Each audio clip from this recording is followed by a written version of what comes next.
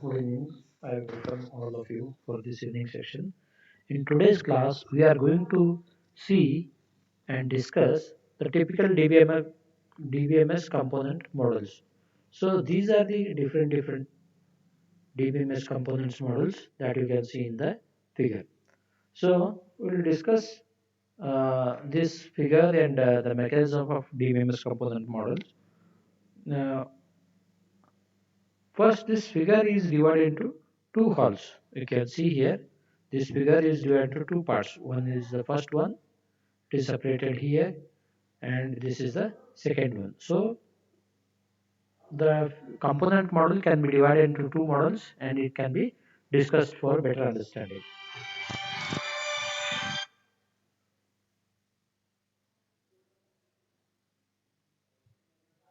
This can be discussed for the better understanding. So, in the first half, the top of the figure refers to various users of the DBMS environment and the interfaces. The lower half, this is first half, interfaces the different users, and the lower half, this refers to the details about how the internals of DBMS is responsible for storage of data and processing transactions. The database and DBMS catalog are usually stored on the disk, and to access this disk, it is controlled primarily by the operating system, which schedules the disk input output. The high level stored manager module of the DBMS controls the access of DBMS information that is stored on the disk. So, operating system is responsible to transfer the any questions or any queries raised by the users to the stored databases. So we'll go into detail and we'll see one by one what are the things.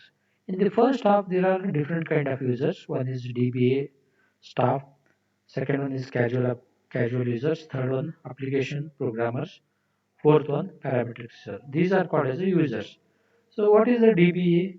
DBA is a person, okay, who uses DDL statements uh, to what is meant by DDL. In the last class we have seen DDL means data definition language, which will inform you to create the table, to insert the data into table.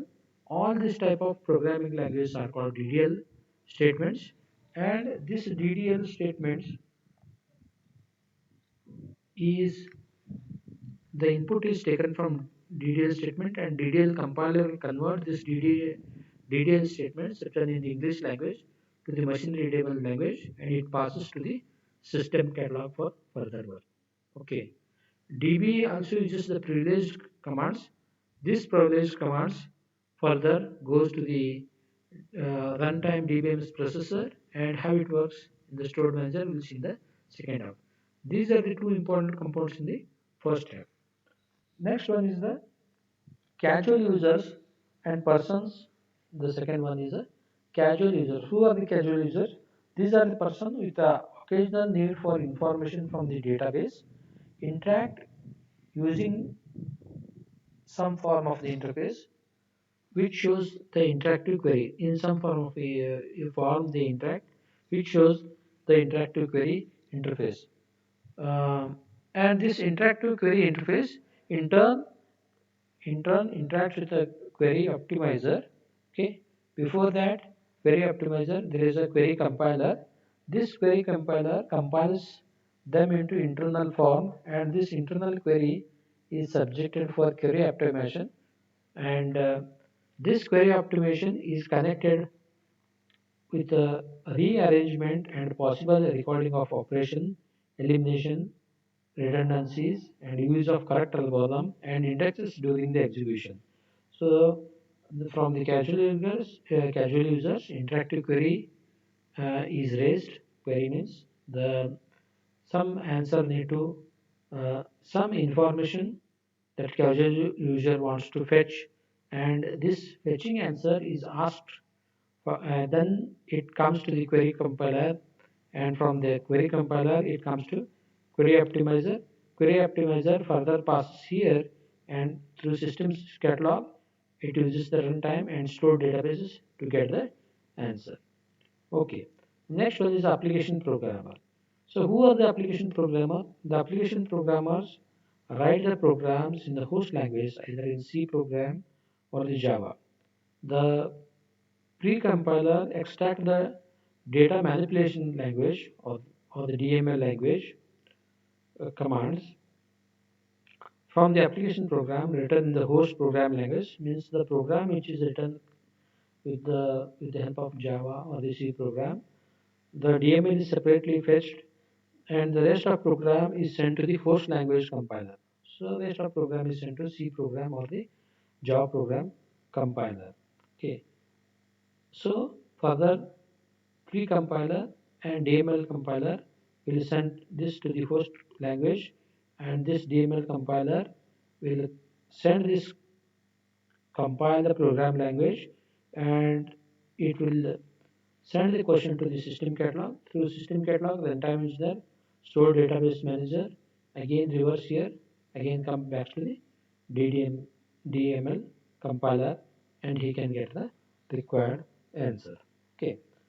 So last one is a parametric user. So what are the parametric users? These are called as users who use the fixed kind of a transaction.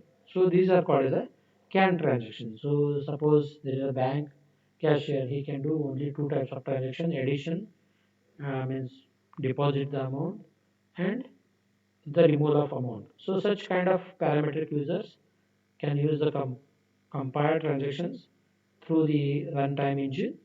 It hits the stored database and answer is retrieved.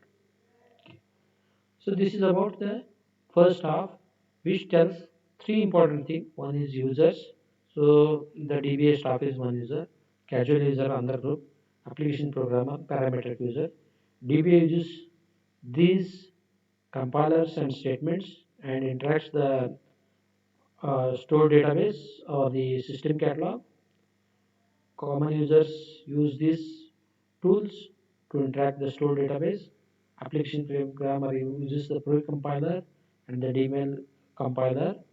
The pre-compiler divides the host language either C or C++. Means what is the concept here is the DML language, the database is clubbed with the C program or Java program. When it is given for compilation, C programs are separately compiled by C compiler or the Java compiler, and the DBMS language program language are compiled by the DML compiler. Okay. So now we'll see the second half. The second half consists of uh, this figure will show the second half: system catalog, runtime database, store database, concurrency control, and store data manager. Okay. So in the second half, you can see here the privileged commands can interact here. Then executable query plans can be done here. The CAN transaction can be interacted. This executive query can be done here, and CAN transaction with the runtime parameters. It works with the system dictionary and many update with the statistics. It, it updates with the system catalog and system directory and update the statistics. It works the store data manager, which term uses the basic operating system services for carrying out low-level input-output operations between the disk and main memory. It also handles the aspects of data transfer, such as the management of buffers in the main memory. Some of the DBMSs have their own buffer management models, with the other depending upon the OS. So, what are the input are expected? Input and output are expected. Output, especially input is given and output are expected by the user, will be uh, hit here, and finally output will be given by this. And the main operating system will take care of buffer management and input output operations. This the second part will also show the concurrency control and backup and recovery system uh, facility can be provided by these things. To understand this backup and recovery system, we have separate chapter, and we will study those separate chapters in the model number 5 and 6. Now, the further part of client and server can be discussed in the next video. Thank you all.